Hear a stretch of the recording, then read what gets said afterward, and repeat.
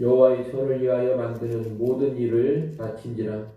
이에 솔로몬이 그의 아버지 다윗이 드린 은과 금과 모든 기구를 가져다가 하나님의 전 곳간에 두었더라. 이에 솔로몬이 여호와의 언약궤를 다윗성 곧 시온에서부터 메어 올리고자 하여 이스라엘 장로들과 모든 지파의 우두머리 곧 이스라엘 자손의 족장들을 다 예루살렘으로 소집하니 일곱째 달 절기에 이스라엘 모든 사람이 다 왕에게로 모이고 이스라엘 장로들이 이름에 레위 사람들이 궤를 매니라.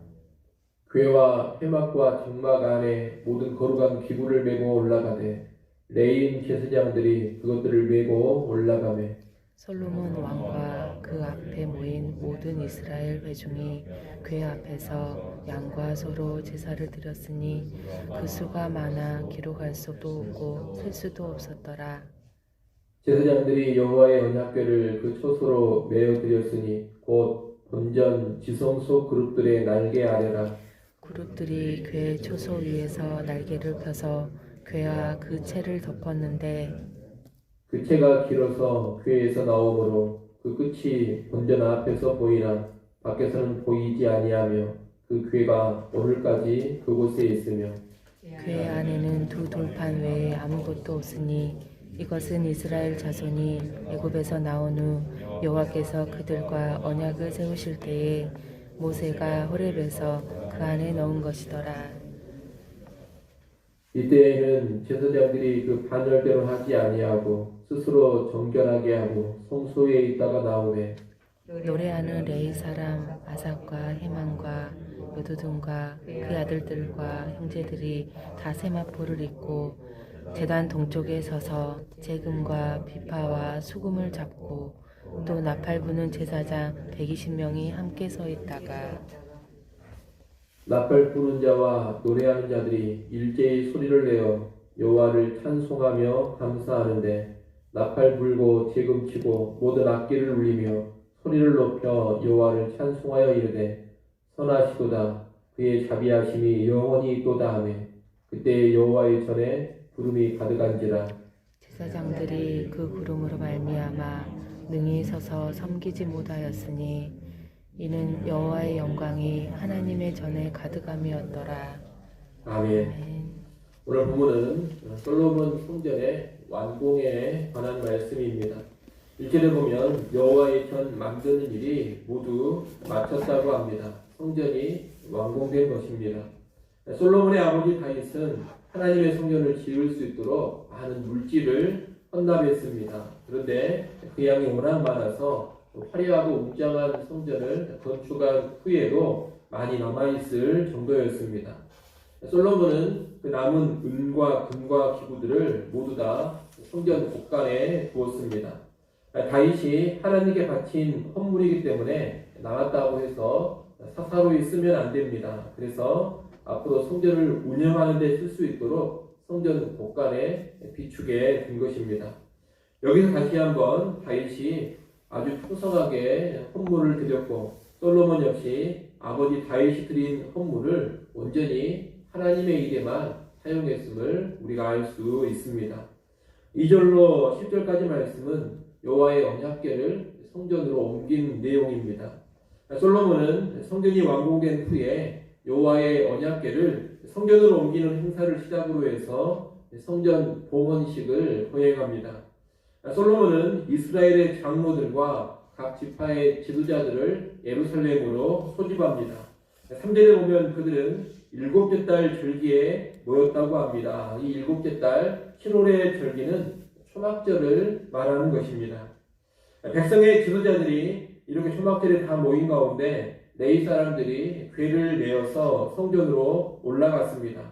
5절 말씀을 보면 이때 언약궤만이 아니라 기본 성당에 있던 성막과 그 성막 안에 있는 모든 기구들을 함께 옮겼음을 알 수 있습니다. 모세가 만든 성막과 성막의 기구들도 모두 새로 지은 성전으로 옮긴 것입니다. 이것은 출애굽할 때 만든 성막이 새로 지은 성전에 합류함으로써 이제 하나님의 임재가 새로 지은 성전에 있을 것을 가르쳐 줍니다.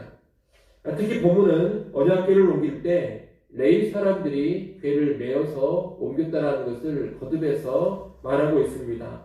4절, 5절, 10절에 모두 그 이야기를 하고 있습니다. 레위 사람들이 궤를 메어다가 성전으로 옮겼다는 겁니다.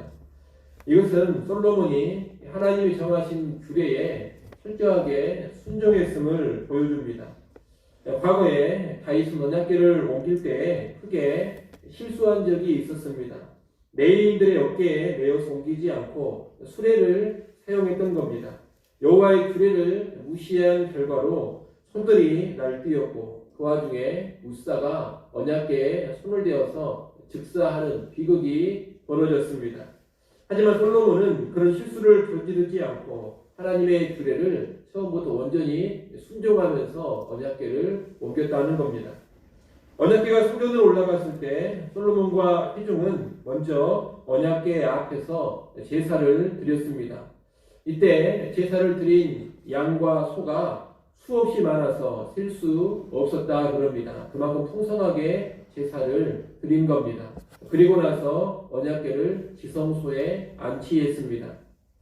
솔로몬 성전의 지성소 안에는 커다란 그룹 둘이 날개를 펴고 서 있습니다.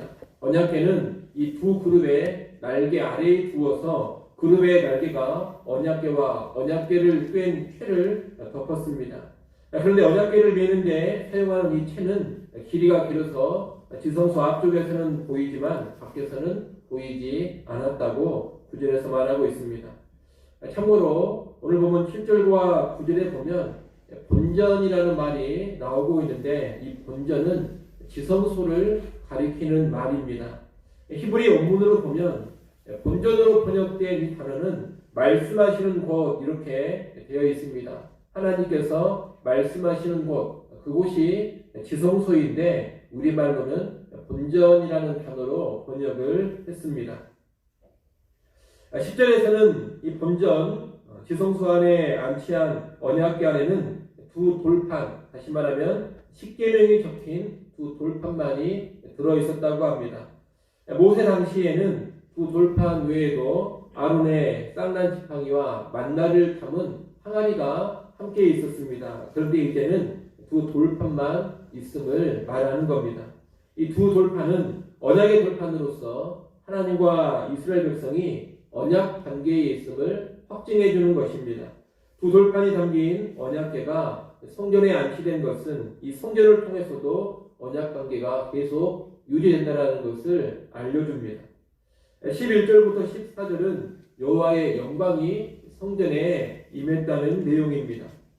제사장들이 언약궤를 지성소에 안치하고 나오자 레위인들과 제사장들이 악기를 연주하고 노래하면서 하나님을 찬양했습니다. 12절 말씀에 보면 아사, 헤만, 여두둔과 그들의 아비들과 형제들이 찬양을 했다라고 이야기를 하고 있습니다.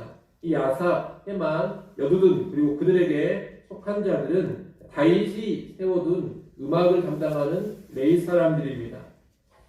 역대상 말씀에 보면 다윗은 언약궤를 예루살렘으로 옮긴 후에 아삽과 아삽에게 소속된 사람들은 예루살렘에 둔 언약궤 앞에서 하나님을 찬양하게 했습니다. 그리고 헤만과 여두둔 그리고 이들에게 속한 사람들은 기브온 산당에 둔 성막에서 하나님을 찬양하게 했습니다.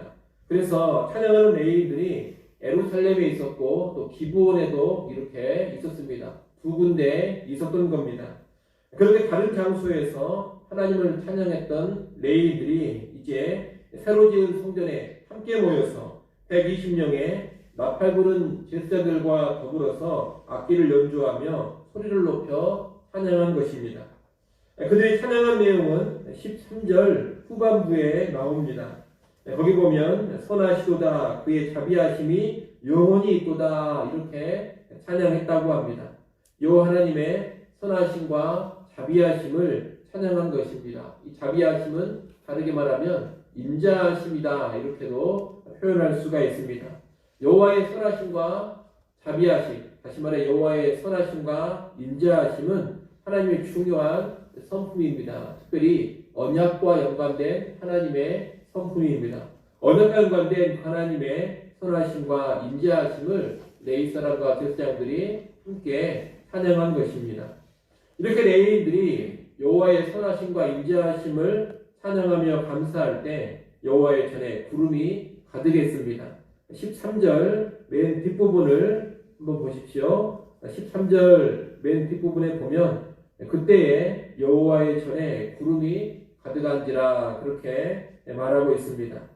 성전에 가득한 구름은 여호와의 영광, 즉 하나님의 임재를 가시적으로 나타내는 것입니다. 모세가 출애굽기의 성막을 완성했을 때에도 그 성막에 구름이 가득하며 여호와의 임재를 가시적으로 보여줬습니다. 그와 동일한 현상이 지금 솔로몬 성전에도 나타난 것입니다. 새로 지은 성전에서 섬기고 있던 제사장들은 그 구름으로 인해서 맡은 일을 제대로 할 수가 없었습니다. 여호와의 영광에 압도되어서 일을 제대로 할 수 없었던 겁니다. 구름이 가득한 이 장면은 이제 여호와께서 솔로몬 성전에 임재하심을 보여줍니다.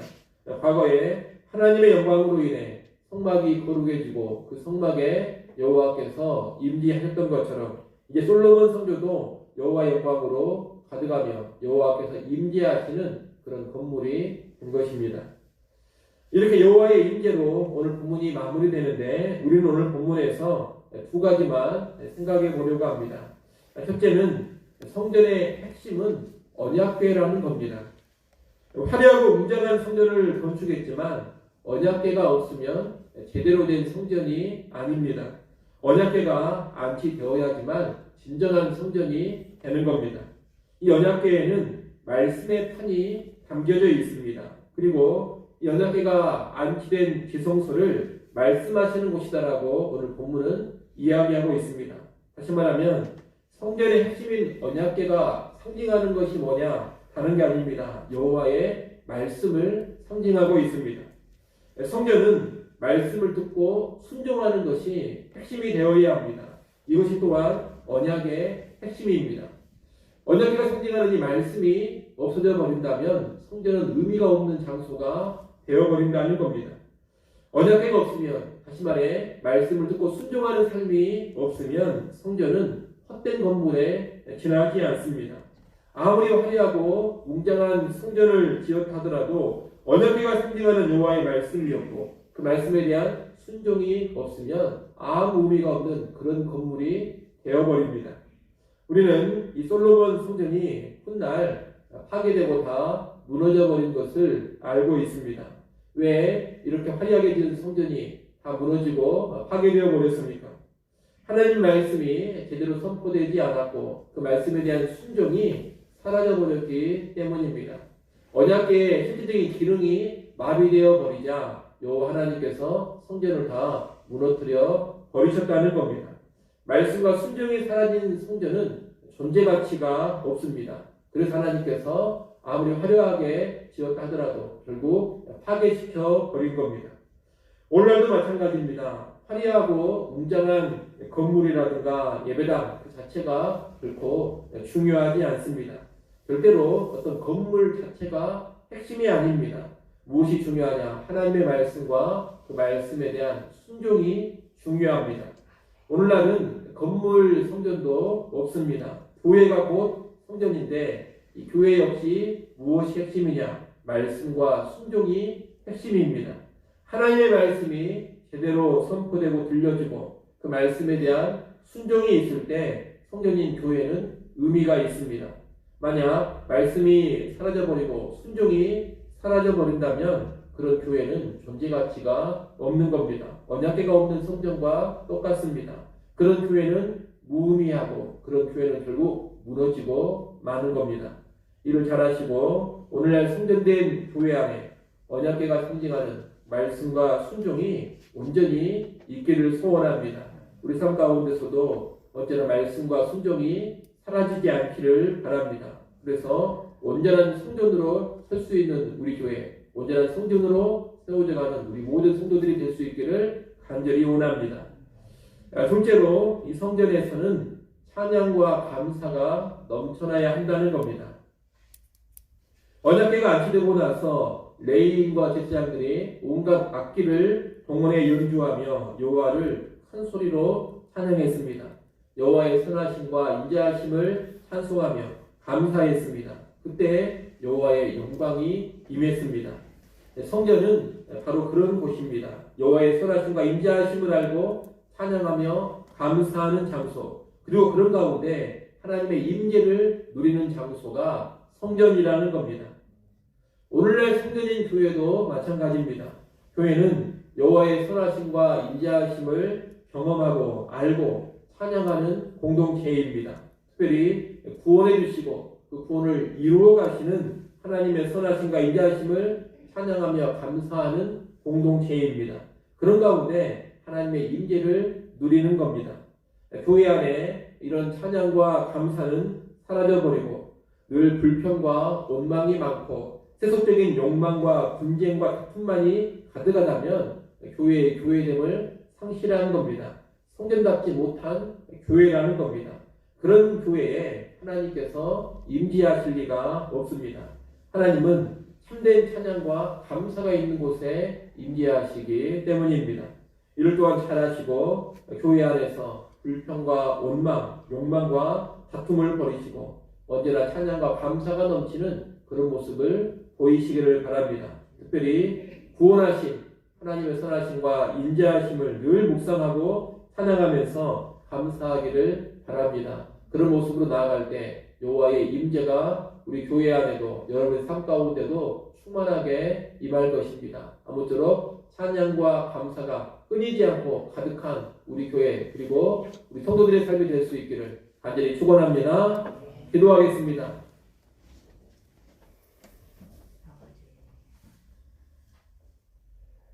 하나님 아버지, 성전의 핵심이 언약궤임을 우리가 망각하지 않게 하여 주시옵소서. 오늘날 성전된 교회 안에도 언약궤가 상징하는 여호와의 말씀과 그 말씀에 대한 순종이 아름답게 있게 하여 주시옵소서. 말씀이 사라지지 않게 하시고 순종이 사라지지 않게 하여 주옵소서. 말씀이 없어지고 순종이 없어지면 헛된 교회가 되버림을 꼭 기억하여 주시어서 철저한 말씀과 순종의 삶으로만 우리 모두 나아가게 하여 주옵소서. 또한 성전된 교회 안에 여호와 하나님을 향한 찬송과 감사가 충만하기를 간절히 바라고 원합니다. 헛된 세상의 욕망이라든가 인간적인 불평과 원망이 나타나지 않게 하시고 은혜로움만이 충만하게 하시며 감사와 찬양만이 넘쳐서 여호와의 영광이 충만한 우리 교회 되게 하여 주옵소서. 이 시간도 우리를 깨워주시고 불러주시고 기도할 수 있게 해주셔서 감사합니다. 하나님 앞에 우리의 모든 짐을 내어놓게 하시고 평안 누리게 하여 주옵소서. 이 시간 기도할 때에도 모든 염려를 버리고 감사 가운데 기도할 수 있기를 소원합니다. 우리의 기도를 들으시고 하나님 은혜와 능력으로 응답하여 주시옵소서. 오늘 하루를 살아갈 때에도 우리 모든 성도들 각자 삶의 현장에서 주님과 동행하게 하시고 주의 영광 위에 살아가게 하여 주옵소서. 예수님의 이름으로 기도드리옵나이다. 아멘.